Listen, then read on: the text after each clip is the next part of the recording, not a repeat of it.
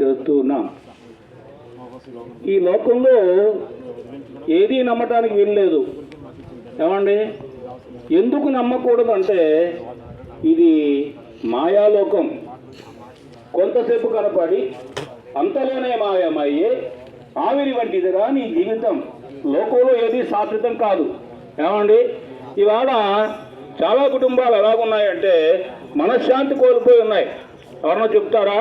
ఏమండి, మాకు మనశ్శాంతి ఉందండి, మేము సుఖమైన జీవితం జీవిస్తున్నామండి, మా కుటుంబంలో నెమ్మది ఉందని ఎవరైనా చెప్తారంటే నా పోతే నా భవిష్యత్తు ఎవ్వరూ చెప్పలేరు. ఎందుకంటే అంతా కూడా మోసపూరితమైన ఉన్నది.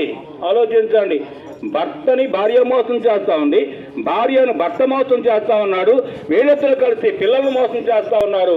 లోకమే మోసం అయిపోయింది. అటువంటి భయంకరమైన మోసక్రియల్లో ఈ యొక్క పాపం అనే బాట చేరుకొని మానవుడు ఈ పాపానికి విడుదల పొందగా అతరాకుతలం అయిపోతూ మానవుడు అనేక మరణాలకు జాస్తం అయిపోతూ ఉన్నాడు. నమ్మండి, ఎందుకంటే మానవుడు ఎంత అరణిస్తున్నాడంటే దానికి కాలం లేదు. ఎందుకంటే స్వయం కృపారాధం దాన్ని అంటే నీ సొంతంగా చేసుకున్నావు కాబట్టి ఆ మధ్యతో నువ్వే తెచ్చుకుంటూ ఉన్నావు. కానీ యేసుక్రీస్తు